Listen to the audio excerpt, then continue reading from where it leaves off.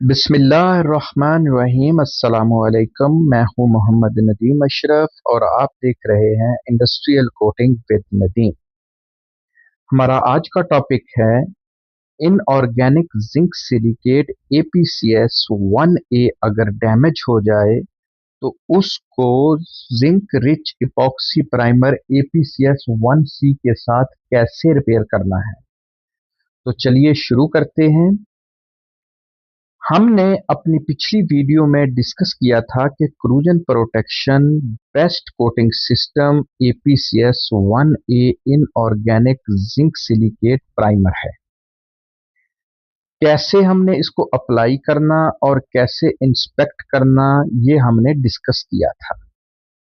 लेकिन क्या होता है जब ये heavy duty coating transit welding या साइट पर इरेक्शन के दौरान डैमेज हो जाए तो क्या हम इस डैमेज एरिया पर दोबारा APCS 1A का स्प्रे कर सकते हैं?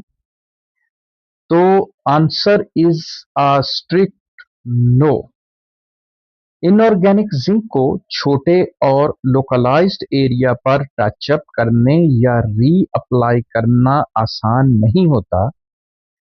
तो फिर सऊदी अरामको स्टैंडर्ड के मुताबिक इसका सही सलूशन क्या है?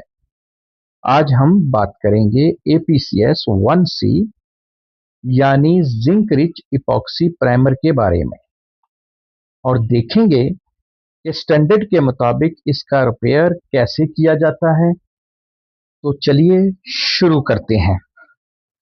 तो क्वेश्चन है हमारा, why APCS 1C instead of APCS 1A। तो step by step repair procedure पर जाने से पहले इसका टेक्निकल व्हाई समझना बहुत जरूरी है। एक्चुअली APCS 1A एक moisture cured inorganic zinc silicate system है। इसको क्यूर होने के लिए एक बेहतरीन एंकर प्रोफाइल, एग्जैक्ट ह्यूमिडिटी और कांस्टेंट एजिटेशन चाहिए होती है, वरना छोटे पैचेस में ये ड्राई स्प्रे या मड क्रैकिंग का प्रॉब्लम हो सकता है। इस फील्ड प्रॉब्लम को सॉल्व करने के लिए Saudi Aramco engineering standard specification APCS 1C recommended करता है। APCS 1C एक ऑर्गेनिक जिंक रिच इपॉक्सी है। ये स्टील को बिल्कुल वैसे ही गलवानिक प्रोटेक्शन देता है जैसा कि APCS 1A देता है, लेकिन इपॉक्सी बेस होने की वजह से इसका एडहेजन बड़े स्टील और क्यूड APCS 1A दोनों के साथ कमाल का होता है। इसीलिए ये टचअप के लिए अल्टीमेट मटेरियल है।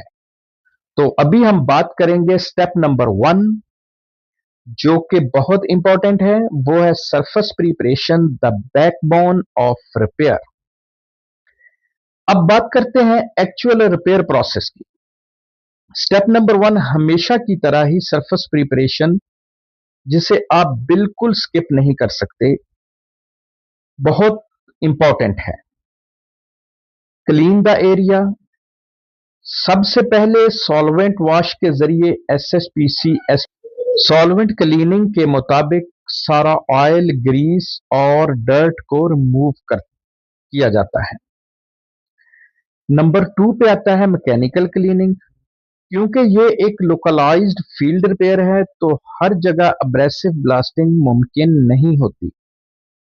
इसीलिए आपको SSPC SP11 या SSPC SP15 के मुताबिक पावर टूल क्लीनिंग करनी होती है। Number 3 feathering edge. ये सबसे बड़ा इंस्पेक्शन पॉइंट है। डैमेज एरिया के साथ जो सही APCS 1A कोटिंग अप्लाई हुई है या पेरेंट कोटिंग इसको कहते हैं, उसके एजेस को स्मूथ स्लोप में फेदरिंग करना बहुत जरूरी है।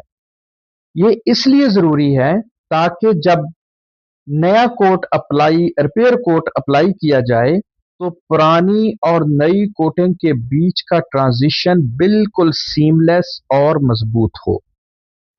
अब बात करते हैं जी स्टेप नंबर 2 की, mixing and application of APCS 1C। Step number 2 है मिक्सिंग एंड एप्लीकेशन।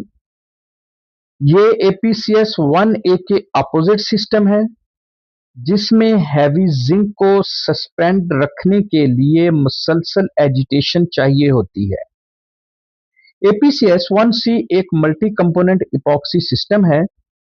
इसमें आपको कंपोनेंट ए और कंपोनेंट बी को एक मैकेनिकल पावर मिक्सर की मदद से अच्छी तरह मिक्स करना पड़ता है, ताकि जिंक डस्ट इपॉक्सी रीजन्स के अंदर पूरी तरह ब्लेंड हो जाए। मिक्सिंग के दौरान मैन्युफैक्चरिंग की टेक्निकल डेटा शीट के मुताबिक इंडक्शन टाइम और पॉट लाइफ का खास ख्याल रखा जाता है। एप्लीकेशन की बात करें तो अगर रिपेयर एरिया छोटा या कोई टाइट स्पॉट जैसे वेल्ड सीम है, तो Saudi Aramco high quality brush से स्ट्राइप कोट कर सकते हैं। अगर डैमेज एरिया बड़ा है तो लोकलाइज्ड कन्वेंशनल या एयरलेस स्प्रे का इस्तेमाल बेहतर है। इसमें सिर्फ एक बात का ध्यान रखें कि कोटिंग सिर्फ प्रीपेयर्ड एरिया पर ही अप्लाई हो और फेदरिंग एज पर थोड़ा सा ओवरलैप जरूर होना चाहिए। अब बारी आती है जी step number 3, QC inspection and DFT verification. जब APCS 1C repair coat dry to touch हो जाए, तो कोटिंग इंस्पेक्टर को ये पैरामीटर वेरीफाई करने होते हैं। Number 1, visual inspection. कोटिंग पर कोई रन, सैग, पिन होल या बुर्श मार्क नहीं होना चाहिए। रिपेयर पैच यूनिफॉर्म दिखना चाहिए और बड़े स्टील पूरी तरह कवर होनी चाहिए। Number 2, dry film thickness check करना है। इसको एज पर अरामको स्टैंडर्ड के मुताबिक प्राइमर लेयर की target dry film thickness design system से मैच करनी चाहिए, जो कि आमतौर पर 50 से 85 माइक्रोन होती है। इंश्योर करें कि ये थिकनेस पूरे रिपेयर्ड एरिया और ट्रांजिशन पर बराबर हो।